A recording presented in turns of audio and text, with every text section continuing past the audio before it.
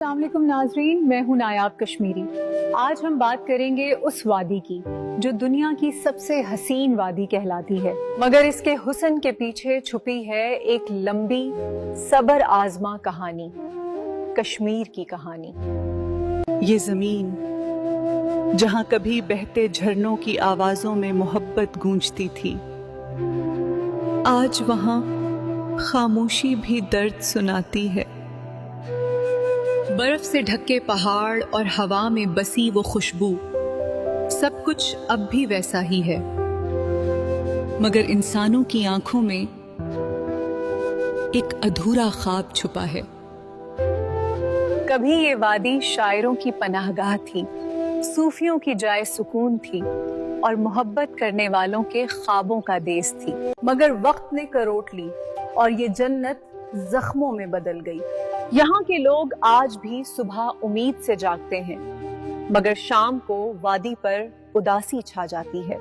ماؤں کی آنکھیں راستوں پر جمی رہتی ہیں اور ہر دل میں ایک ہی دعا ہے، کب آزادی کی ہوا چلے گی۔ کشمیر صرف زمین کا نام نہیں، یہ احساس کا، قربانی کا اور صبر کا نام ہے۔ یہاں کا ہر بچہ، ہر بوڑھا، ہر عورت اپنے دل میں ایک کہانی لیے پھرتا ہے۔ یہ کہانی آنسوؤں کی بھی ہے، دعاؤں کی بھی اور ان خوابوں کی بھی جو کبھی بجھتے نہیں۔ نہ جانے کب وہ دن آئے گا جب یہ وادی پھر سے ہنسے گی، جب پہاڑوں کی گونج میں صرف گولیوں کی نہیں، اذانوں کی آواز ہوگی، جب ماں کے چہرے پر پھر سے مسکراہٹ ہوگی اور کشمیر کے آسمان پر صرف امن کا رنگ ہوگا۔ یہ وادی جسے دنیا کشمیر کے نام سے جانتی ہے، ہمالیہ اور پیر پنجال کے پہاڑوں کے درمیان بسی وہ خوبصورت زمین ہے جسے لوگ کبھی جنت کہا کرتے تھے۔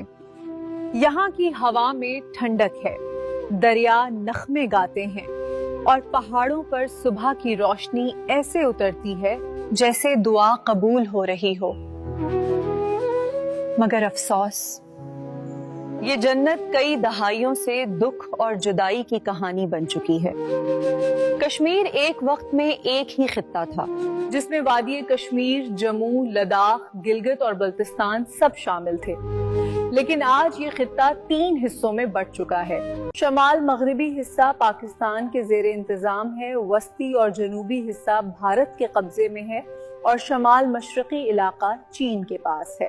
بھارت کے قبضے میں تقریباً 98,000 مربع کلومیٹر، پاکستان کے پاس 85,000 کے قریب اور چین کے پاس تقریباً 38,000 مربع کلومیٹر زمین ہے۔ مگر زمین کے ان اعداد سے بڑھ کر یہاں کے لوگوں کے خواب، احساسات اور قربانیاں ہیں جو کسی حساب میں نہیں آتی۔ کشمیر کی تاریخ ایک دردناک کہانی ہے جو 1846 میں شروع ہوئی، جب انگریزوں نے معاہدہ امرتسر کے تحت مہاراجہ گلاب سنگھ کو صرف 75 لاکھ ناک شاہی میں کشمیری عوام سمیت یہ پوری وادی بیچ دی۔ اس دن سے کشمیری غلامی کے ایک ایسے سفر پر نکلے جو آج تک ختم نہیں ہوا۔ پھر 20ویں صدی میں بیداری آئی، جب شیخ عبداللہ، عبدالقدیر اور چودھری غلام عباس جیسے لوگوں نے اپنی آواز اٹھائی۔ 1931 میں پہلی بار کشمیر کی گلیوں میں آزادی کا نعرہ گونجا۔ پھر 1947 آیا، برصغیر تقسیم ہوا، مگر کشمیر کا فیصلہ ادھورا رہ گیا۔ مہاراجہ ہری سنگھ نے دوغلا رویہ اختیار کیا، کبھی آزادی کا وعدہ کیا، کبھی بھارت سے تعلق بڑھایا۔ آخرکار جب بھارتی فوج داخل ہوئی تو جنگ چھڑ گئی اور وادی 2 حصوں میں بٹ گئی۔ آج پاکستان آزاد کشمیر اور گلگت بلتستان کے علاقوں کی نگرانی کرتا ہے، جبکہ بھارت کے قبضے میں وادی کشمیر، جموں اور لداخ کے خطے ہیں۔ چین بھی بالائے قراقرم اور اقصائی چین کے علاقوں پر قابض ہے۔ یہاں کے لوگ آج بھی حق خود ارادیت کے منتظر ہیں۔ آزاد کشمیر کے 13,000 مربع کلومیٹر علاقے میں آج بھی لوگ بنیادی سہولتوں سے محروم ہیں، مگر ان کی آنکھوں میں روشنی ہے، ان کے دلوں میں یقین ہے اور ان کے سینوں میں ایمان زندہ ہے۔ کشمیر صرف ایک زمین نہیں، یہ احساس کا نام ہے، یہ قربانیوں کا نام ہے۔ یہاں کا ہر پہاڑ، ہر دریا، ہر درخت ایک ہی صدا دیتا ہے، ہم کشمیری ہیں، ہم زندہ ہیں اور ہم اپنی پہچان کبھی نہیں بھولیں گے۔ ناظرین مجھے اجازت دیجیے، ملتے ہیں نئی ویڈیو میں۔ اللہ حافظ۔